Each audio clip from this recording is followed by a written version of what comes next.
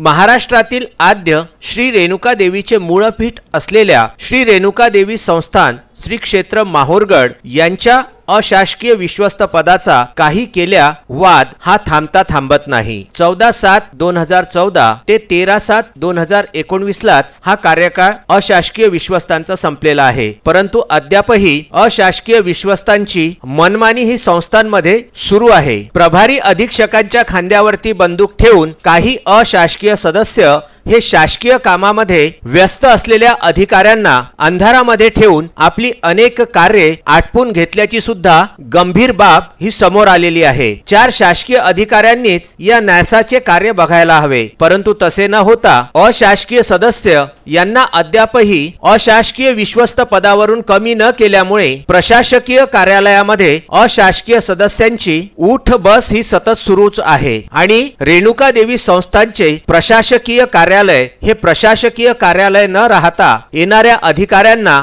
येणाऱ्या नेत्यांना व नेते मंडळींना गंध लावून नारळ देणे एवढेच कार्य या प्रशासकीय कार्यालयामध्ये सद्यस्थितीमध्ये बघायला मिळते। त्यामुळे आधीच पदसिद्ध अधिकाऱ्यांच्या मागे असलेली कार्ये अधिक कार्य म्हणून श्री रेणुका देवी संस्थांचा भार हे अधिकाऱ्यांना पेलवेनासे झालेले आहे। त्यातच आता निवडणुकांचा काळ हा समोर आल्याने अधिकाऱ्यांची चांगलीच कुचंबणा होत आहे। त्यामुळे येत्या काही दिवसांवरतीच आलेल्या नवरात्र आणि तोंडावर असलेल्या विधानसभा निवडणुका यामुळे अधिकाऱ्यांची चांगलीच तारांबळ उडत आहे। त्यातच विश्वस्त पदासाठी अनेकांनी आपले अर्ज देऊन सुद्धा अशासकीय सदस्यांच्या नियुक्तीचा वाद हा धुळकातच पडलेला आहे। माहूर येथील ज्येष्ठ पत्रकार व समाजसेवक वसंत कपाटे यांनी श्री रेणुका देवी संस्थांच्या बाबतीत एक माहितीचा अधिकार उपविभागीय महसूल अधिकारी किनवट यांच्याकडे दिला होता। त्यावरती उपविभागीय महसूल अधिकारी किनवट यांचे कार्यालयाने ही माहिती आपल्या कार्यालयामध्ये उपलब्ध नसल्याने या नासाकडून ही माहिती मागण्यात यावी असे त्यांना कळविलेले आहे।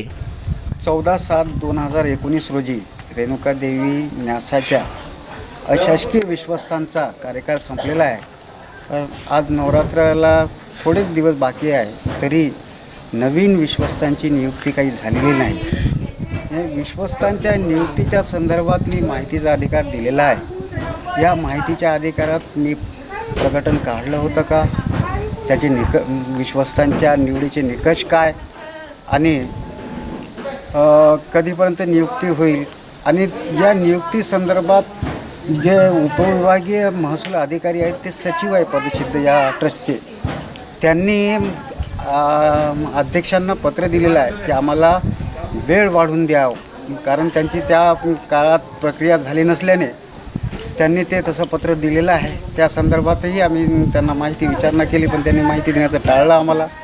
त्याच्यानंतर मला एक पत्र प्राप्त झालेलं आहे महसूल कार्यालयातून किनवटच्या की वो सदरील माहिती ही संबंधित न्यासाच्या कार्यालयातूनच आपण घ्यावी अशा माहितीस्तव पत्र मला आलेलं आहे। तसं पत्र त्यांनी न्यासाच्या अध्यक्षांना दिलेलं आहे। तर हे थोडंसं किचकट बाब आहे, त्यांना माहिती दडवायची काय असा प्रश्न निर्माण झालेला आहे। मला एक प्रश्न पडते की ज्या ट्रस्टचे अध्यक्ष न्यायाधीश आहेत, जिल्हा न्यायाधीश, ज्या ट्रस्टचे उपाध्यक्ष उपविभागीय पोलीस अधिकारी आहेत, ज्या ट्रस्टचे सचिव उपविभागीय महसूल अधिकारी आहेत, ज्या ट्रस्टचे कोषाध्यक्ष तहसीलदार आहेत, असे जबाबदार पदाधिकारी या ट्रस्टचे पदसिद्ध पदाधिकारी असताना टेंडर विकासाच्या बाबतीत टेंडरच निघत नाही, ही फार गंभीर बाब आपण उघड केलेली आहे आणि तमाम रेणुका भक्तांना या बाबीचा फार मोठा झटका बसलेला आहे। शासनाला माझी विनंती आहे की करोडो भक्तांचे श्रद्धास्थान असलेल्या या ट्रस्टच्या बाबतीत ह्या काही जे 5 वर्षात गंभीर चुका झालेल्या आहेत, ते काही तांत्रिक चुका आहेत, काही जाणीवपूर्वक चुका केलेल्या आहेत, त्यात याची सखोल चौकशी होणं गरजेची आहे आणि ती सखोल चौकशी केल्यानंतरच रेणुका भक्तांना न्याय मिळणार आहे अशी माझी अपेक्षा आहे। त्यामुळे खुर्चीला चिटकलेले अशासकीय सदस्य अद्यापही खुर्ची सोडायला तयार नाहीत आणि अशामध्येच येत असलेले नवरात्र हे कसे योग्य रीतीने पार पाडता येईल याच विवंचनेत पदसिद्ध अध्यक्ष, पदसिद्ध उपाध्यक्ष, पदसिद्ध सचिव आणि पदसिद्ध कोषाध्यक्ष हे लागलेले आहेत. तर शासकीय कार्यामध्ये व्यस्त असलेल्या पदसिद्ध अधिकाऱ्यांच्या डोळ्यामध्ये धुळफेक करून प्रभारी अधीक्षकांच्या खांद्यावरती बंदूक ठेवून आपला स्वार्थ कसा साधता येईल याची धडपड अशासकीय विश्वस्त करीत असल्याची माहूर शहरामध्येच नव्हे तर संपूर्ण नांदेड जिल्ह्यामध्ये फार मोठी जनचर्चा आहे. माहूरगड येथून संजय घोगरे, राजू दराडे व प्रबंध संपादक उमेश लोटे यांचा हा खास वृत्तांत.